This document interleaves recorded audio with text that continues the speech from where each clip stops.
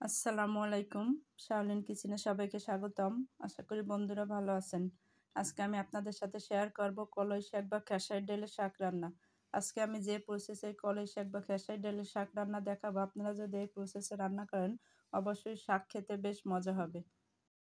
চলুন দেখে নেওয়া যাক এটা আমি কিভাবে তৈরি করি। এখানে আমি কিছু ছোট চিংড়ি মাছ কেটে নিয়েছি, কিছু বেটে নিয়েছি। এর সাথে দিয়ে দিয়েছি 1 চামচ আদা পেস্ট, 1 চামচ রসুন পেস্ট, 1 চামচ পেঁয়াজ পেস্ট। আরও দিয়ে দিয়েছি 4-5টা কাঁচামরিচ, 4-5টা পাকা মরিচ। এখন সামান্য পানি দিয়ে নেড়েচেড়ে এটাকে একটু কষিয়ে নিলাম। এখন এর সাথে আমি যে কলই শাক কেটে রেখেছি খুব ছোট ছোট করে ধুয়ে এর সাথে দিয়ে দিলাম এবং স্বাদ মতো লবণ দিয়ে একটু নেড়েচেড়ে মিক্সড করে নিলাম। কিছু সময় পর ঢাকনা খুলে এখন আবার নেড়েচেড়ে নেব।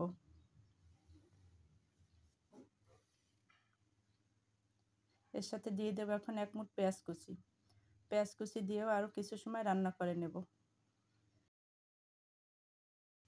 কড়াইটা চুলা থেকে নামিয়ে একটা ফ্রাই প্যান বসিয়ে এর সাথে দিয়ে দিয়েছি 5 টেবিল চামচ সরিষার তেল।